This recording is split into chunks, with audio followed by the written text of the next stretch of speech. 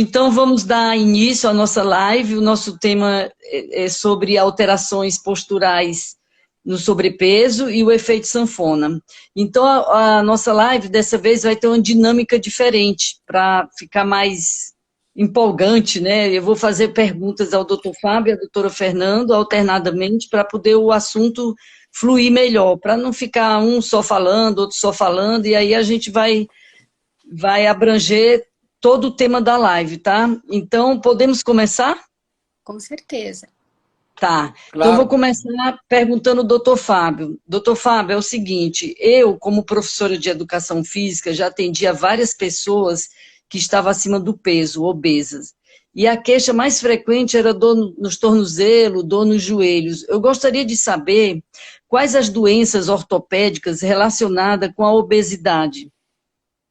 Então, essa é uma pergunta muito interessante, realmente é muito frequente. Na Perfeito. verdade, cada vez mais a população obesa ocorre no mundo. Acredita-se que tem 1 bilhão de pessoas no mundo com sobrepeso, 300 milhões de pessoas com obesidade, né?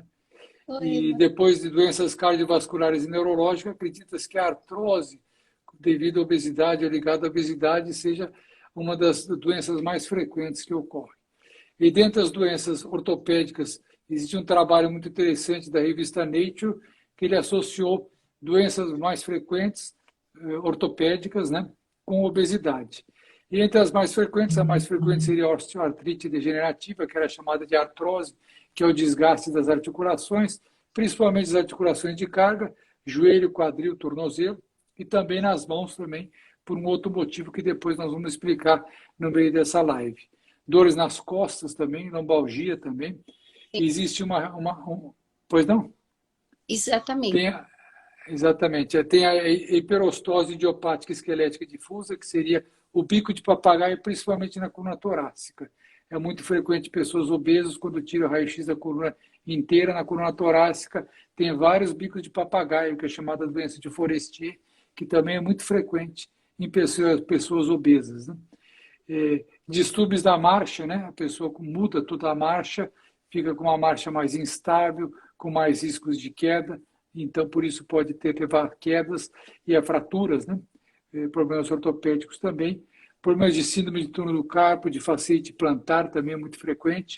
A osteoporose é uma coisa muito controversa, existem vários trabalhos que dizem que o obeso não tem osteoporose, recentemente existem outros trabalhos que falam alguma coisa diferente. Isso daí é a doutora Fernanda que pode Sim, falar sobre esse tema, que é um tema muito atual.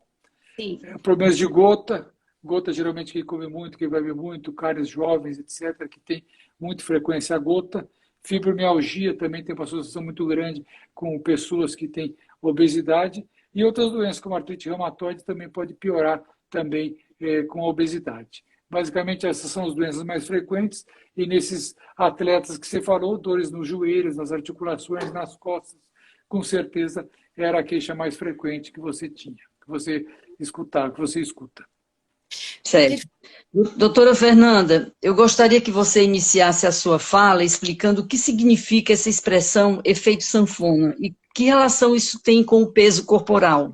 Perfeito, Gorete, como bem Fábio, é exatamente isso. O paciente obeso, que é aquele que de um modo mais objetivo, se calcula o índice de massa corporal, que seria o peso em quilo dividido pela altura ao quadrado, maior do que 30, né, doutor Fábio? Porque de 25 a 30 nós temos um sobrepeso, eles acabam comprometendo por demais o esqueleto, como o axial, porque o indivíduo, o ser humano, passou a ficar de pé, então o esqueleto e as articulações como se fala, de sustentação passaram a ser as mais comprometidas, mas o que significa então esse efeito sanfona obesidade em relação a isso? Se eu penso em sobrecarga, que ele está acima do peso, ele compromete tanto as articulações que estão relacionadas em mantê-lo de pé, obviamente, mas também tem toda uma maquinária que está relacionada com outras doenças de comorbidade associadas, e que aí a questão osteoesquelética, ela começa a ser um dos parâmetros só de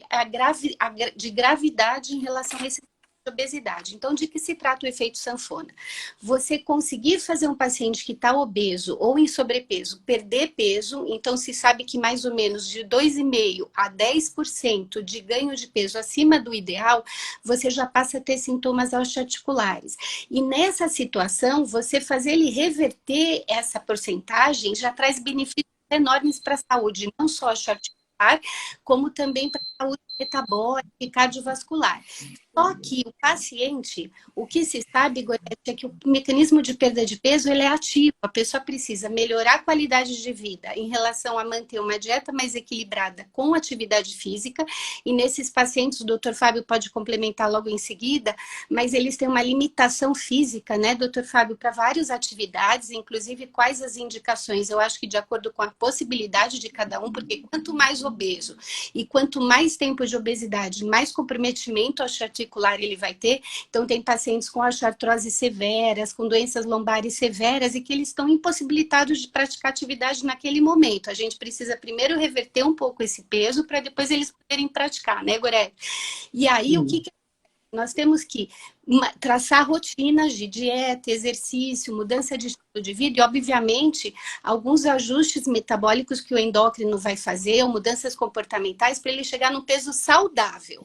Ele chegando nesse peso, a rotina de manutenção é ainda mais importante, Gorete. É aí que entra o efeito sanfona. O paciente, ele se acomoda. Na medida que ele chega a um peso que nós consideramos saudável e que ele melhora nitidamente perfil de bioquímica de glicose, de colesterol, a pressão arterial melhora, vários parâmetros clínicos, ele abandona os antigos hábitos, os novos, saudáveis, e vai para os antigos como uma medida de falta realmente de perseverança. Ele tem que saber que essa mudança tem que ser para sempre, porque eu só vou citar dois mecanismos muito importantes fisiológicos, que é, primeiro, para cada 1 quilo de peso que você perde, aumenta-se 100 quilocalorias a fome e diminui-se 30 quilocalorias o metabolismo basal, ou seja, o organismo ele trata de reverter para o peso anterior, porque existe um mecanismo de imprinting no sistema nervoso e no tecido marrom, dizendo para ele, olha, seu peso máximo é X, e aí você tende a voltar para isso. Então,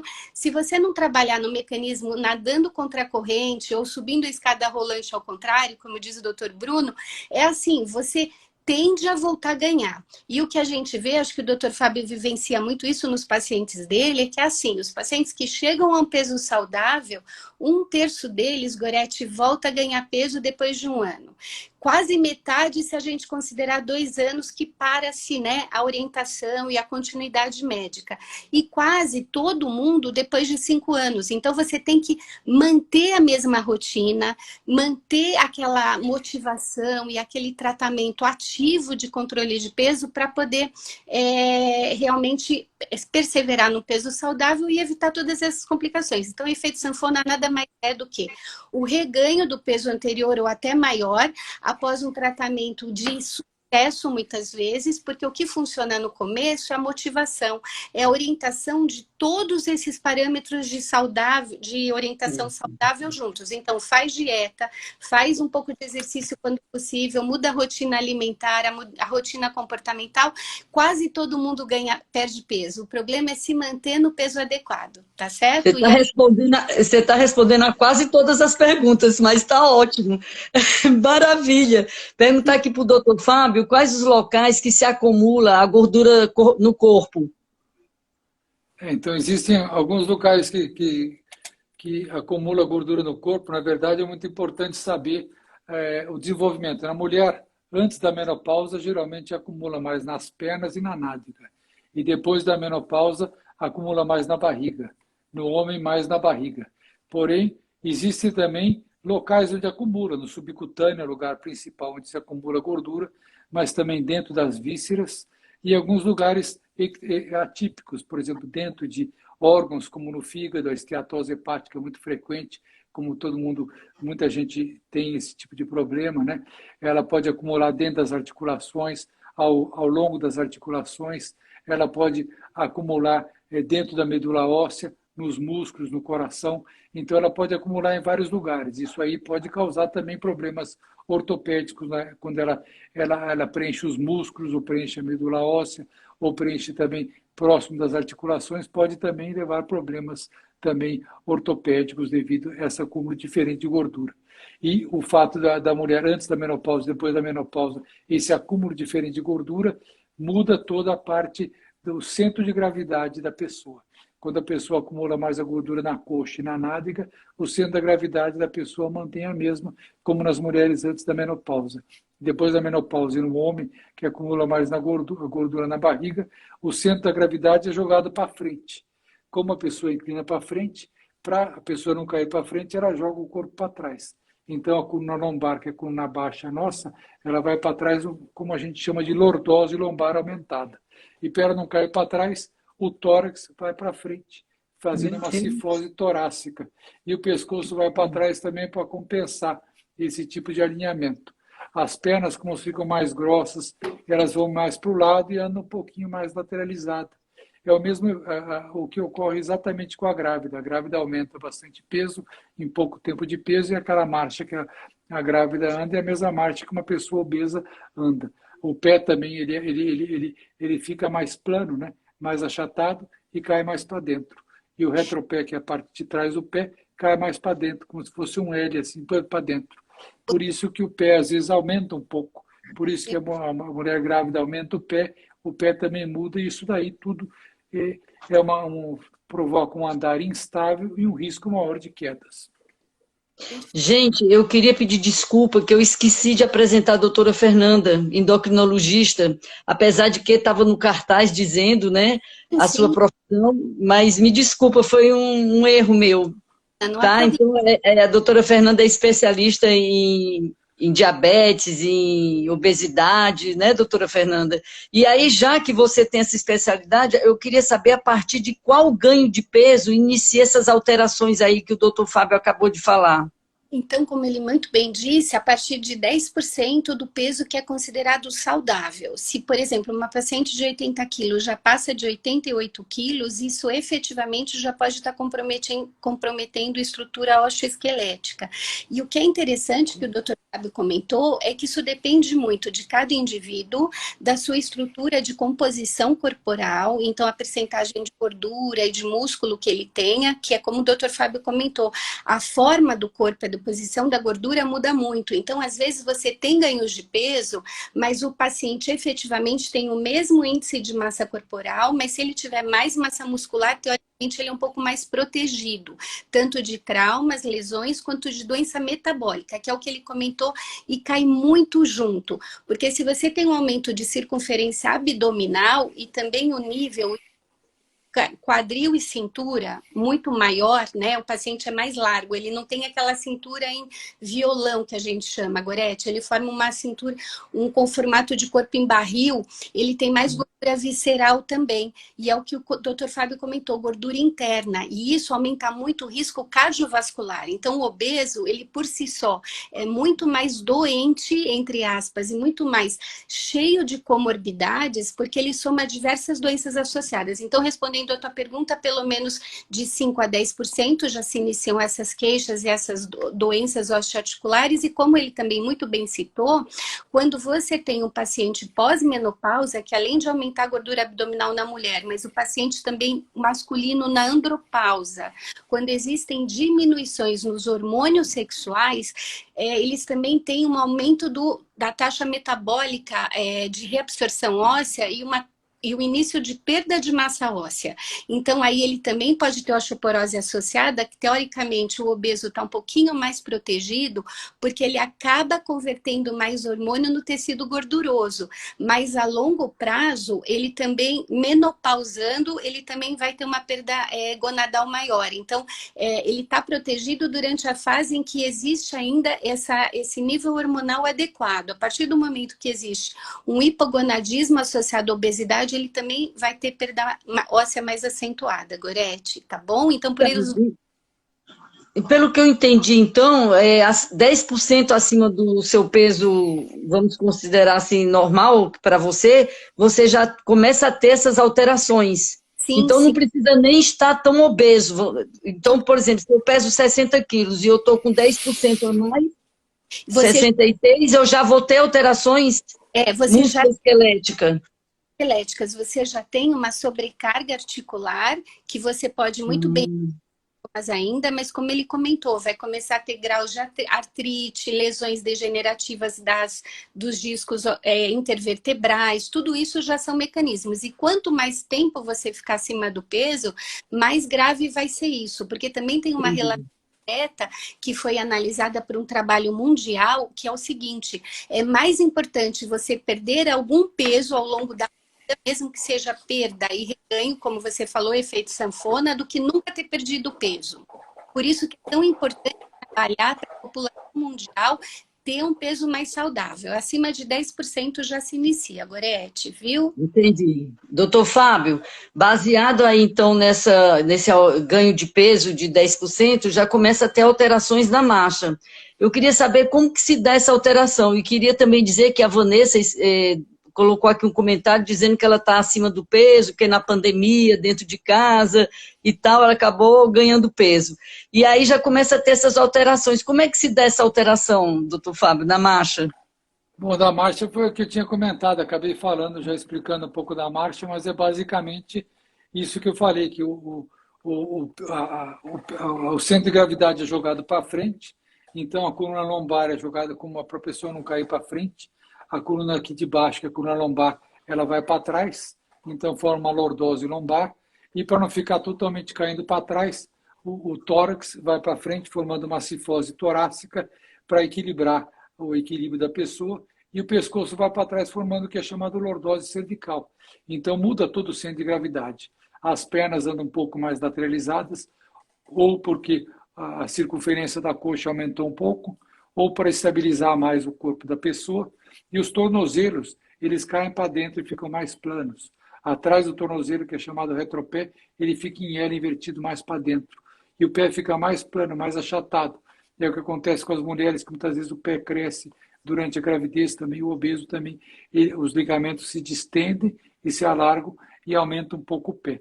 E com isso aí, a pessoa, no passo, existem vários trabalhos que mostram que o passo é igual ao passo de uma pessoa que não é obesa. Porém, eles andam mais devagar, tentando fazer a fase bipodal mais prolongada para ter mais equilíbrio. Mas o jeito de andar é o mesmo. Obviamente, à medida que vai aumentando mais peso, cada vez torna-se mais dificuldade para a mobilidade e daí a pessoa fica mais imóvel.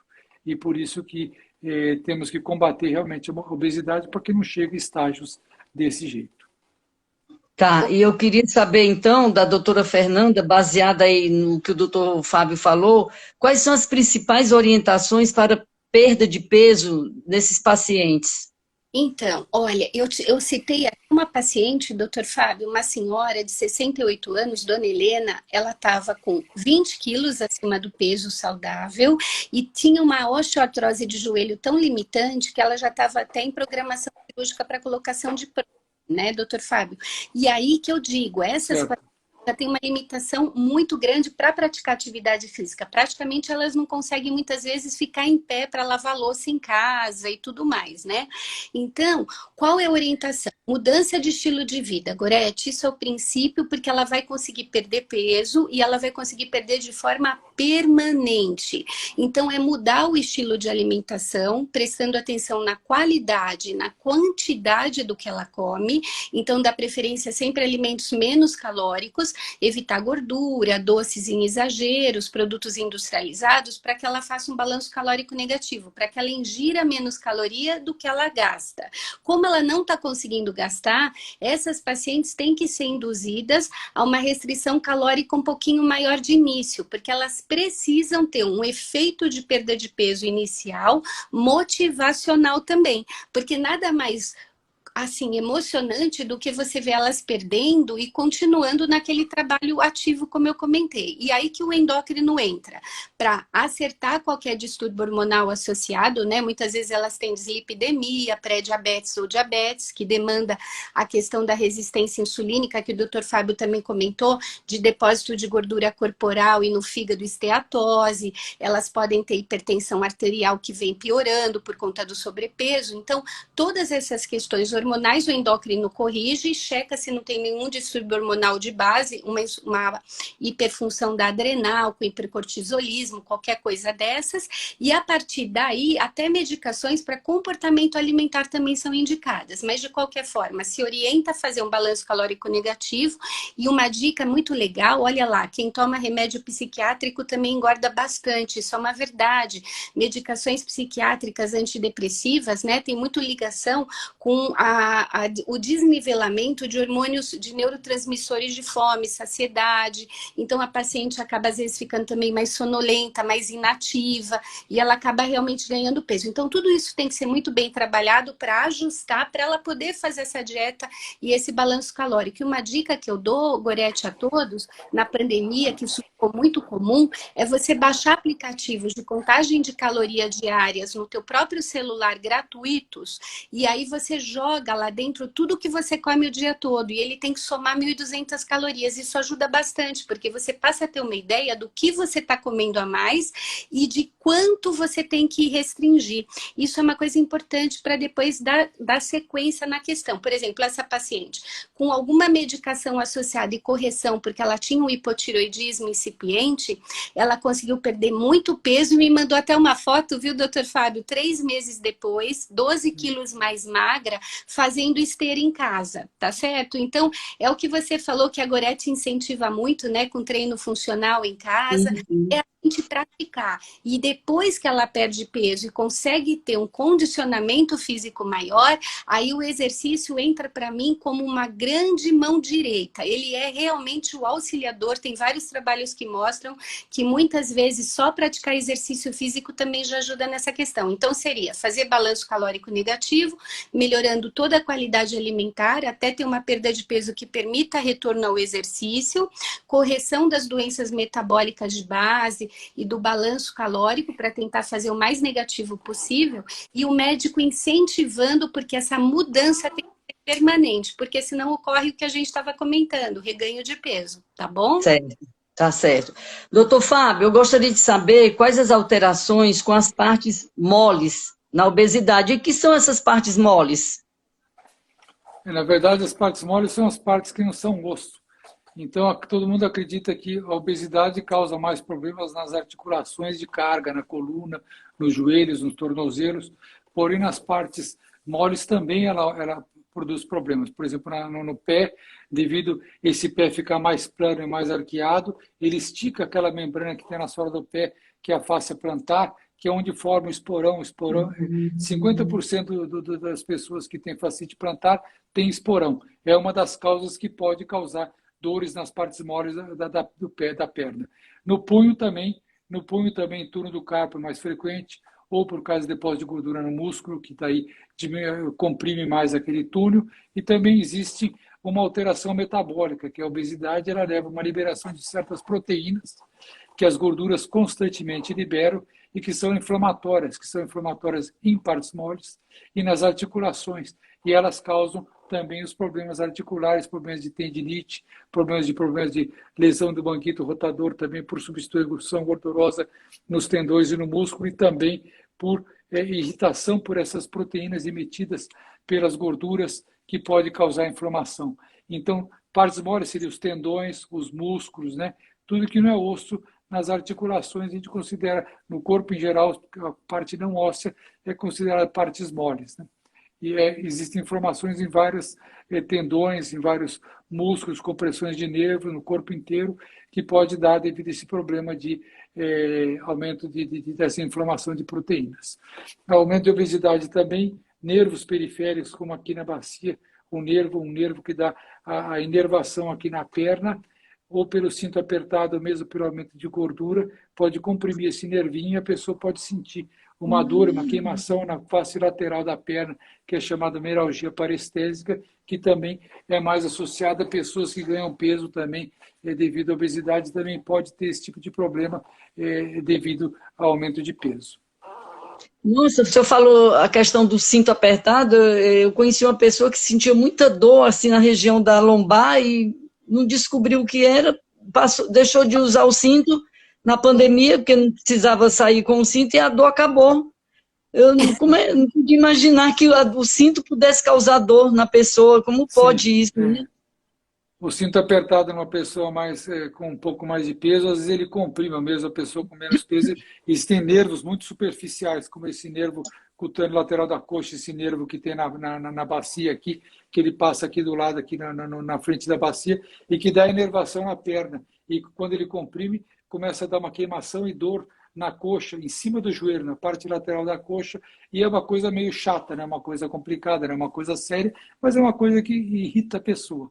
E isso, uma das causas é realmente o cinto apertado, que pode causar realmente, tem que pensar em tudo, às vezes uma coisinha pequena pode ser a causa do problema da pessoa, que só de tirar o cinto já melhora. Pelo menos a pandemia, em alguns casos, trouxe benefício. Com certeza.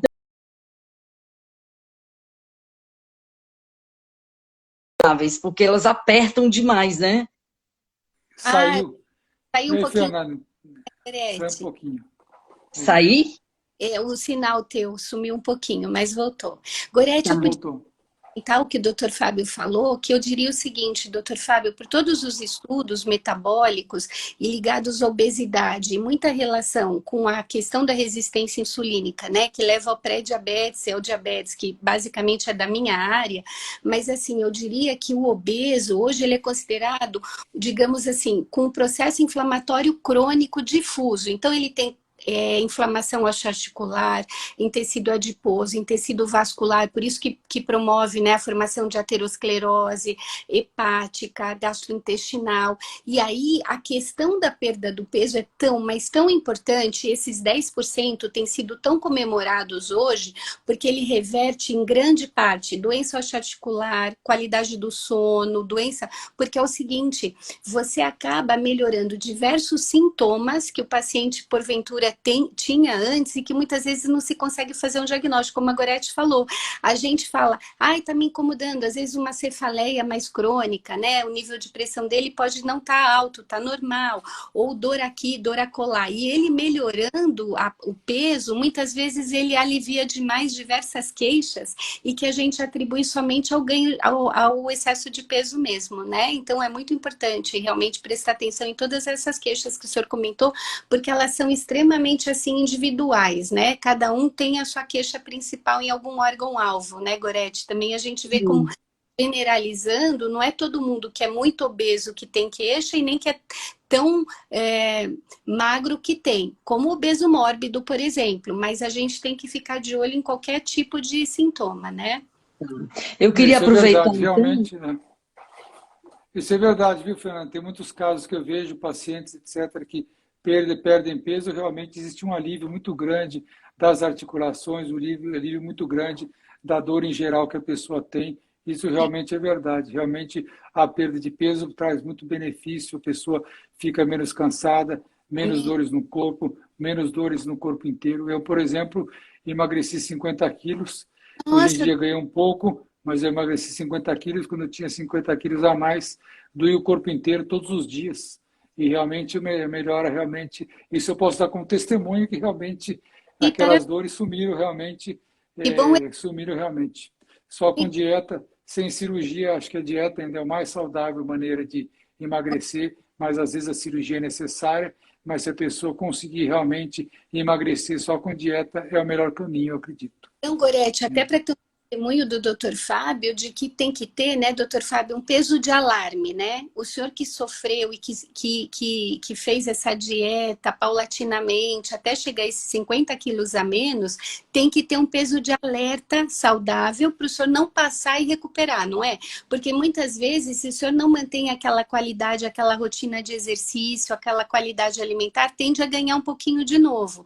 Então tem que ter sempre um despertar, sabe, Gorete? A gente tem que ter um peso, tem que continuar se pesando e monitorando o peso, uma vez na semana ou duas até, para que não haja um reganho. Então, meus parabéns, viu, doutor Fábio? Porque manter-se bem no peso também é uma coisa incomum. Como a Gorete perguntou, a gente vai tendo um reganho. A gente tem que passar de 5 a 10 anos no peso saudável, para depois essa chance de reganho ser menor, Gorete. Então, é um trabalho. Eu quero passar hoje é assim, você tem que trabalhar contra a corrente. Você tem que se esforçar para se manter na linha. Não pode esmorecer, não pode acomodar. Tá feito? Isso é Tá pura feito. Eu queria... verdade. Isso é pura verdade. Em 2013, que eu comecei essa perda de peso, foi em 2013, quer dizer, faz aí 8 anos, né?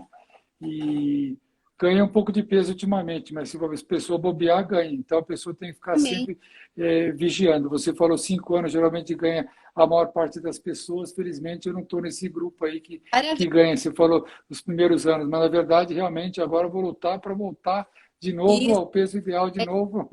é isso mesmo. Nada Ah, vale mas a É, sabe o que eu acho, doutor Fábio, que agora o senhor está muito bem, porque quando ele emagreceu muito, ficou até estranho, porque a gente não estava habituado a ver ele tão magro, né, daquele jeito, mas eu acho que um dos segredos também do sucesso dele foi a atividade física, né, que ele passou a ser mais ativo, a subir os 10 andares do consultório dele, a fazer tudo a pé. A gente tinha eventos na Assembleia, saía daqui da Paulista até a Assembleia caminhando, então ele passou a fazer muito mais coisa a pé, né, e postando lá na internet as corridas que ele faz, as quilometragens lá, não é, doutor Fábio? Então acho que isso contribuiu realmente, eu muito. comecei realmente a fazer uma atividade física maior, não conseguia fazer nada, não conseguia andar até lá, quanto muito correr. Depois disso aí, comecei a subir escada, 10 andares do consultório, 13 andares da minha casa, corri já 4 São Silvestres. Depois parabéns. disso aí, depois Nossa, disso aí não conseguia correr 10 metros. tá E vendo? É daí isso. eu mantenho atividade física E cada vez mais regular. Realmente, isso daí foi uma das coisas mais importantes, realmente, para a perda de peso, para estimular também. E depois a endorfina, né? E aí as endorfinas, o serotonina. estímulo que você tem, serotonina, etc., com atividade física, te estimula muito. Então, realmente, isso aí ajuda muito. Você acaba. Mas eu acho que uma coisa também é a força de vontade, porque, por exemplo, quando a gente fazia os eventos presenciais, que a gente saía de lá para ir para um restaurante, almoçar todo mundo, e ele estava nesse processo de emagrecimento, todo mundo pedia um bife à parmegiana, um não sei o quê, e ele na saladinha, com um peito de frango grelhado, e de sobremesa um abacaxi com um hortelã. Então, ele conseguiu se esforçar. Os eventos também que a gente fazia do Caminhadas com Segurança, que antes tinha coxinha, empadinha, quibe, ai, só coisa gostosa, passou a ter frutas. Então, acho que essa mudança de estilo de vida, de hábito que ele fez, não só para ele, e fez com que todo mundo que estivesse ali em volta, pelo menos nesse evento, ó, a Vanessa está concordando, também seguisse esse saudável, essa meta saudável, porque você chegava no evento, só tinha salgadinho, fritura, é uma coisa, e de repente você chegar, só tinha fruta, e eu disse assim, uai, cadê as coxinhas que tinha antes aqui? Entendeu? Então isso também, essa força de vontade é muito importante também. Ô, Gô, só É interrompendo, verdade. uma paciente querida, conhecida, ela está falando que não é só questão de força de vontade, quando você tem muita dor e muita limitação. Ela tem muita dor em joelho, ela tem o edema de membros importante, uma insuficiência venosa também importante. Mas aí, doutor Fábio, o que o senhor aconselha? Antes de começar um exercício mais intensivo, porque ela não está conseguindo, o senhor primeiro sempre orienta primeiro uma atividade de baixo impacto, ganhando condicionamento, e depois começar mais intensa? Como que o senhor orienta os pacientes? Ela tem obesidade também, além de todas essas artroses, etc. Toda essa É, osteoartrose. sempre tem que descobrir a maneira própria para a pessoa. Se a pessoa tem uma dor nas costas, não vai fazer um abdominal. Só o fato de forçar a cabeça, de levantar as pernas, você contrai o abdômen sem forçar a coluna. Se a pessoa tem artrose do joelho, tentar fazer uma hidroginástica, tentar fazer aquela caminhada com 2 bastões, né, que tira parte da pressão nos joelhos. Obviamente não vai correr, porque também a pessoa não consegue. Tem que ser aos poucos, né? Aos poucos a pessoa tem. E tentar fazer como fala, uma dieta, como fala, uma dieta também, uma dieta junto, né? Junto, mudar o hábito alimentar, isso que eu falei, mudar o hábito alimentar também, concomitante, com poucas calorias, fazer junto, mas ver a atividade física própria para o tipo dela, para as limitações dela, isso é óbvio. Se a pessoa tem uma limitação do ombro, uma ruptura do ombro, não vai levantar o ombro lá em cima que nem consegue, né? Faz só até 90 graus, né? Tem que pensar, por isso que está o personal trainer com uma gorética especializada em pessoa de maior idade, etc., que pode Obesos também. adequar, obeso também, adequar os melhores exercícios, a melhor Posso atividade até dar, física dentro das limitações da pessoa. posso até dar um exemplo. Eu já atendi um senhor obeso, mais de 120 quilos, que nunca tinha praticado atividade física, fumava 3 maços de cigarro por dia, diabético, hipertenso e etc. Então, o que é que eu fiz? Eu comecei com a musculação, porque ele não conseguia nem caminhar, porque ele sentia muita dor, como a Cris, eu acho que é a Cris, né, que falou. Ele sentia muita dor no joelho, dor no tornozelo, ele não conseguia dar um passo, a não ser o caminhar dentro de casa. Então, a musculação, ela é muito boa para iniciar, porque a musculação, ela é segura. Além do que, a musculação, ela promove o ganho de massa muscular, entendeu? Promove também o gasto calórico e acelera o metabolismo, reduzindo o tecido adiposo. Então, começando com a musculação, você pode fazer essa atividade sentada, de acordo com a condição dessa pessoa. E depois introduzir a caminhada, porque às vezes essa pessoa, ela caminha anaerobicamente, ela não tem nem fôlego para caminhar, ela já começa a caminhar, já entra no processo anaeróbico, com aquela falta de ar. Então, esse processo de começar primeiro a fortalecer a musculatura, para depois introduzir a caminhada nesses pacientes, nesses alunos que sentem dor, que estão muito acima do peso. Tem gente que tem problema do joelho, fala assim, eu não vou fazer exercício porque eu tenho dor no joelho, tenho problema no menisco, tenho problema no ligamento e tal. Mas se tiver um professor que entenda a situação e que seja especializada em atender, tem habilidade para atender esse tipo de pessoa, ela vai conseguir fazer, viu, Cris? Você que estava aí falando que não conseguia e que não era questão de força de vontade. No caso do Dr. Fábio, eu falei a força de vontade porque ele primeiro fez uma dieta para poder perder os 50 quilos, e durante essa perda ele foi introduzindo a atividade física, e a força de vontade que eu falei do Dr. Fábio é que ele conseguiu manter esse peso que ele adquiriu pós essa dieta. Então, eu acho força de vontade, porque às vezes a pessoa, ela sofre muito para fazer uma dieta, é muito sofrimento.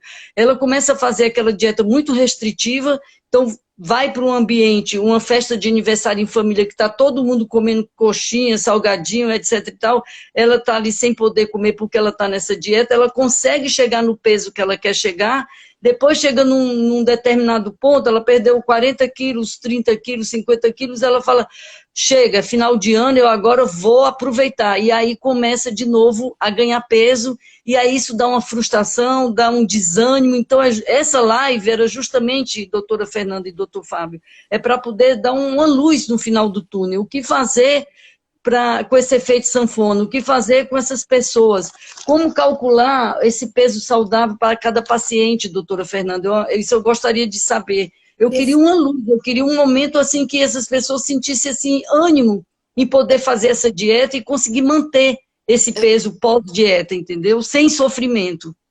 Do ponto de vista objetivo, o cálculo do índice de massa corporal, que é o peso sobre a altura ao quadrado, ele define 25 como saudável, de 25 a 30 sobrepeso e maior que 30 obesidade.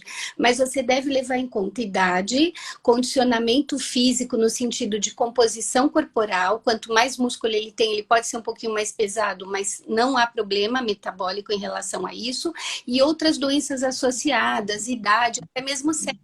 Você bem falou, quanto mais músculo, mais caloria ele gasta e ele consome energia com treino. Então é interessantíssimo você associar os dois treinos, musculação com aeróbica. Então vamos lá, peso saudável. Você tem que chegar no máximo até sobrepeso, Gorete, que seria de 30, tá certo? Você sempre que está acima disso, você tem que trazer para baixo, tá? Não pode 5, não pode ser inclusive 40, que é obesidade mórbida. E como a Cris comentou, não dá para fazer uma dieta restritiva exagerada. O que você tem que fazer é traçar um balanço que seja negativo, porque ele tem que perseverar. Foi o que o Dr. Fábio conseguiu, né, Dr. Fábio? Porque daí você se acostuma com aquela rotina. E aí você faz ver resultado sem sofrimento. Você consegue perder peso sem passar fome. Essa é a grande motivação. E quanto mais resultado você obtém, mais motivado você fica. Por isso, Gorete, das duas coisas juntas que está muito unido nós três aqui. É dieta com exercício e com correção de problemas associados. Pronto, você não tem como não responder. Então, é o que eu digo, a maior parte dos pacientes que perdem peso, como a Neide aqui está falando que eliminou 24 quilos há 2 anos atrás e está conseguindo manter, mas é difícil, perfeitamente. É o que vocês estão falando. A gente consegue ver os resultados, mas os pacientes, eles recuperam, né, Beth? Esse é o grande problema, né, doutor Fábio? Existe um retorno, abandonam esses hábitos. Então, você tem que trabalhar a cabeça de que não é restritivo ele comer um bife à parmegiana, metade, por exemplo, no aniversário dele, uma vez ao ano.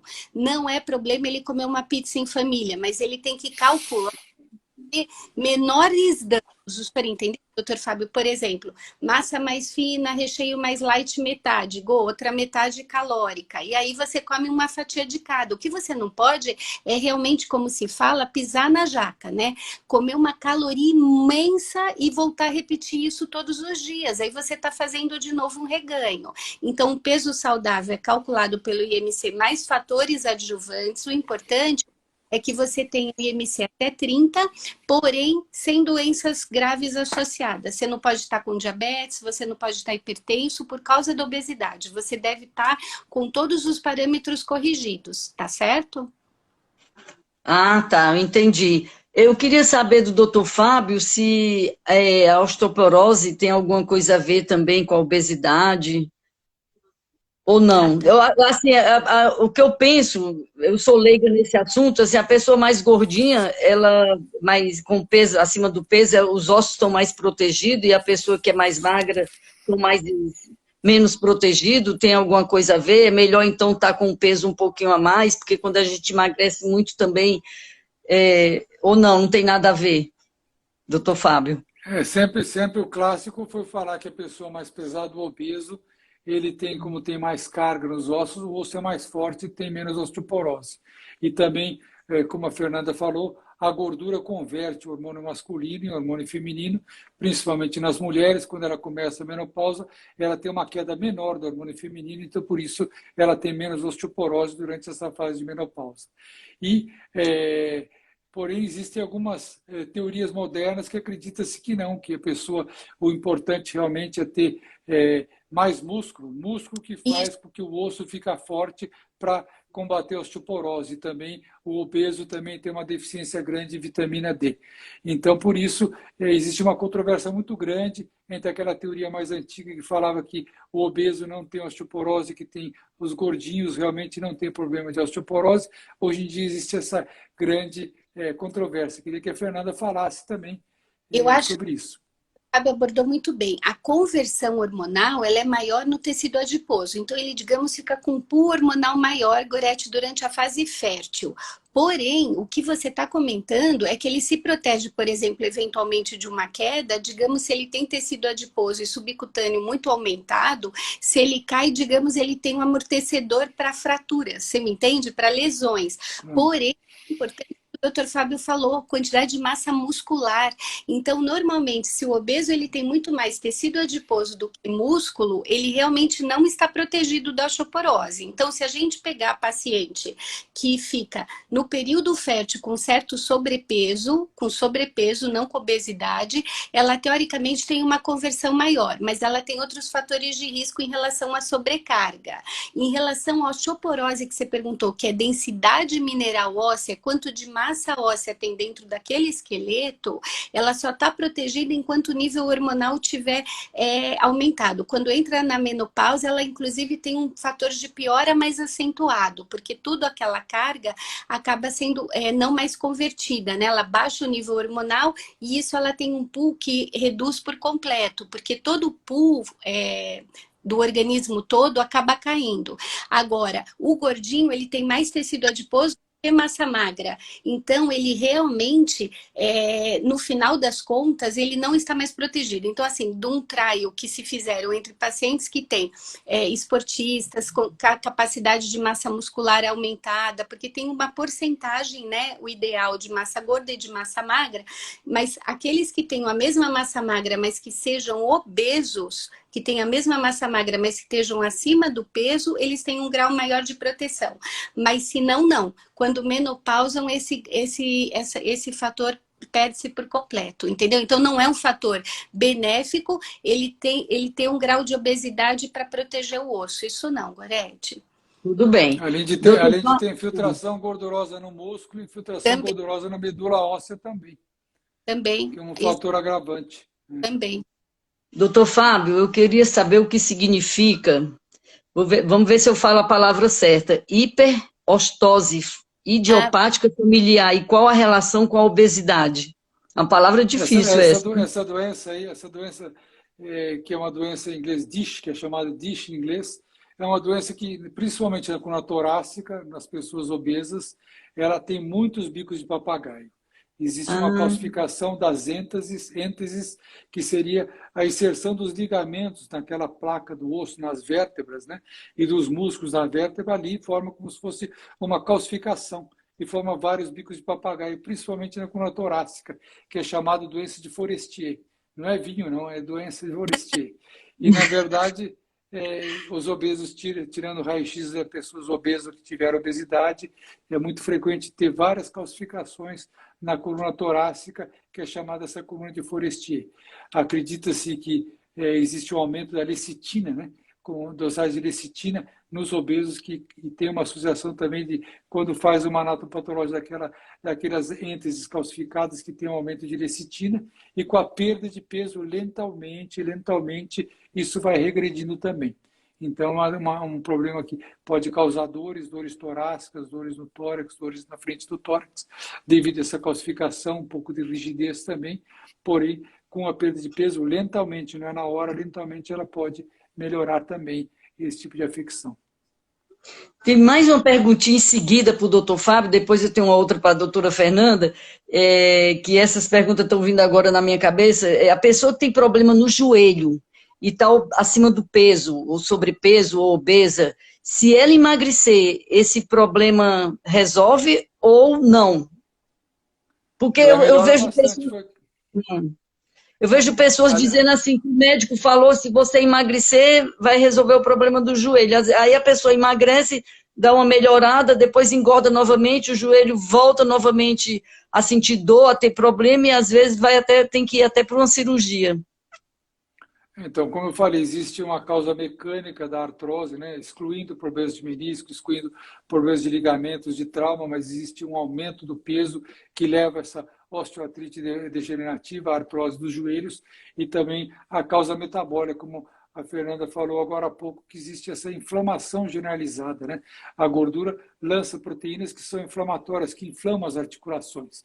Então, aquela dor, muitas dores articulares são devidas a essa inflamação, além da aumento de carga. Cada peso que tem aumenta 2 a 3 vezes o peso do joelho. Quando a gente levanta da cadeira para ficar de pé, 2 a 3 vezes o peso do corpo no joelho. E quando agacha, 5 a 7 vezes o peso do corpo no joelho. Então, se a pessoa tiver 10 quilos, 20 quilos, 30 quilos mais pesados, dá para ter uma noção de quanto carga maior que tem nesse joelho no dia a dia, quando agacha, quando levanta, quando fica de pé, quando movimenta. Então, realmente existe essa diminuição mecânica, além da parte anti-inflamatória, e com isso aí provoca uma melhora bastante nas dores com o emagrecimento. O efeito sanfona também dá aquela melhorada, pode voltar de novo, dá melhorada, mas qualquer coisa é benéfica, né? Como a Fernanda falou, a perda é benéfica.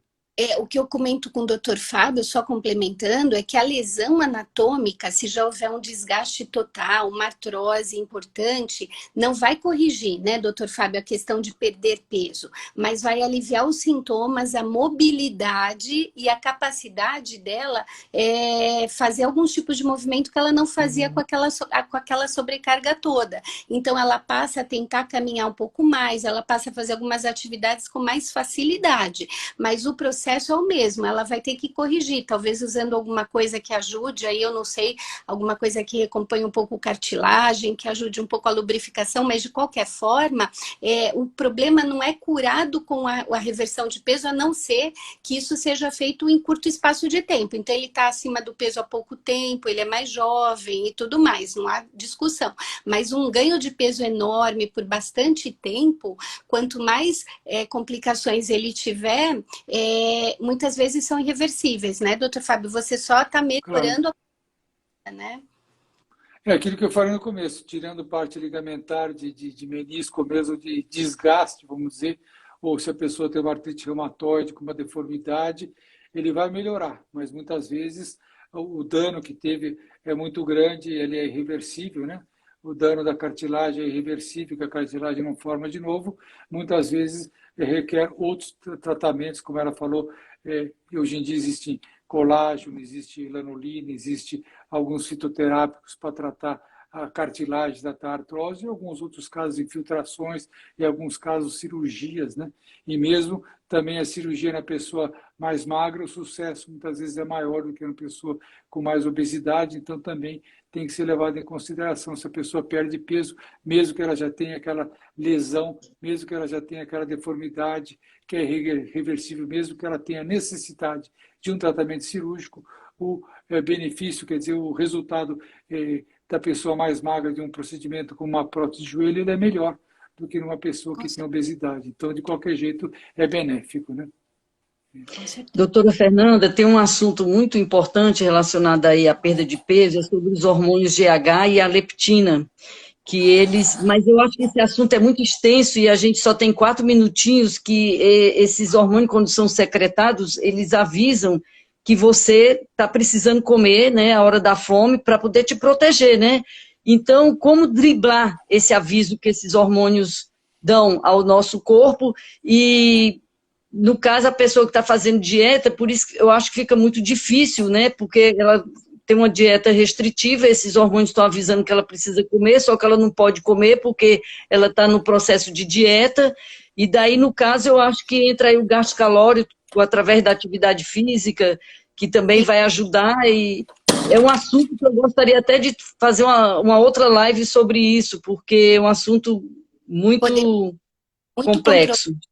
Complexo. Na verdade, Gorete, só resumindo, tanto o GH quanto a leptina, como você falou, eles são hormônios hiperglicemiantes, né? O que eles fazem? Eles promovem a captação maior de glicose para consumo celular. E o hormônio de crescimento promove ganho de massa muscular, vários efeitos que são anabolizantes. Eles fazem você ganhar tecido, ganhar...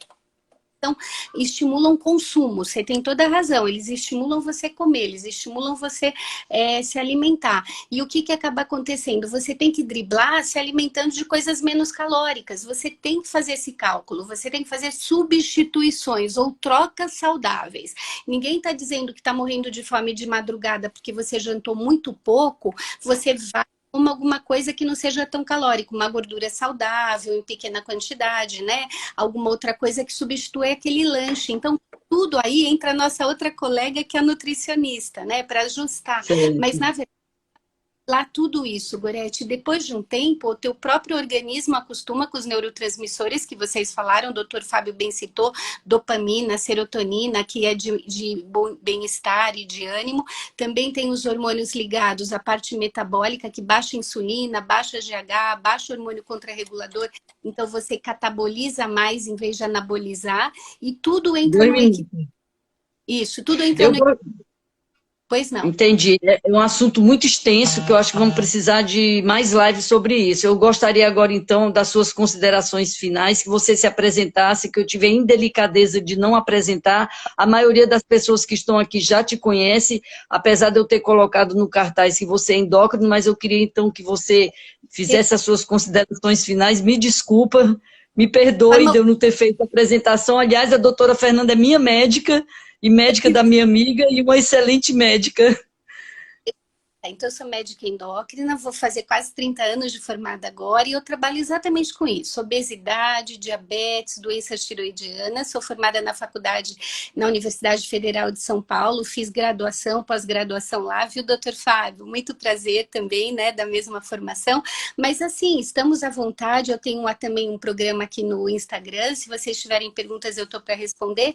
E adoro o doutor Fábio Agoretti pelo trabalho que eles fazem, que é realmente muito motivacional. Viu? Espero que a gente possa contribuir cada vez mais, tá certo? Muito obrigada, doutor Fábio, suas considerações finais. Eu que agradeço a Gorete, dou os parabéns para a Gorete aí pela coordenação aí da nossa live. Parabéns para a Fernanda, agora que eu descobri que ela é minha caloura, que eu também sou da Escola de Medicina Unifesp, ela é minha caloura. Uhum.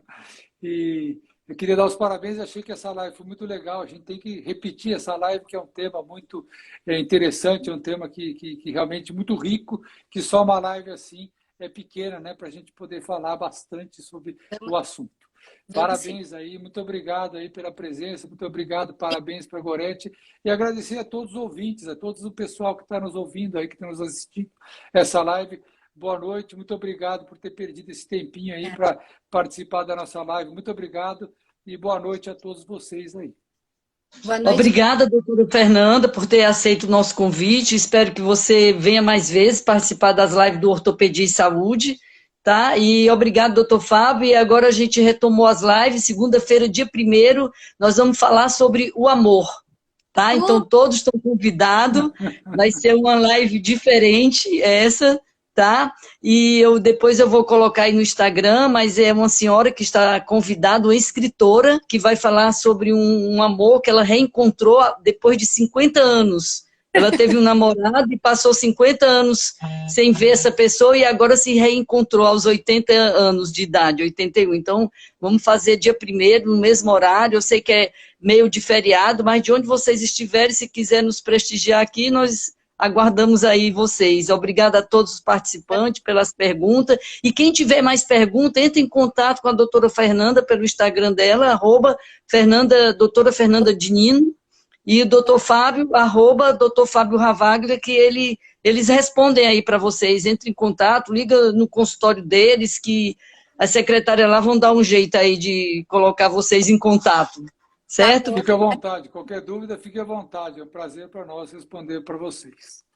Para mim também. Sobre o amor. Tem gente aqui que está dizendo assim, adorei sobre o amor. Vai ser ótimo, né? Vamos parar de falar um pouco de doença, vamos falar de amor agora, né, gente? Se bem que é fundamental a gente aprender a falar sobre doença para poder se prevenir, né? Com certeza. É muito importante, né? A prevenção ainda é o melhor remédio para tudo, né? Obrigada, então, gente. Boa noite. Boa noite a todos. Boa noite, um até a próxima. Tchau, até a próxima.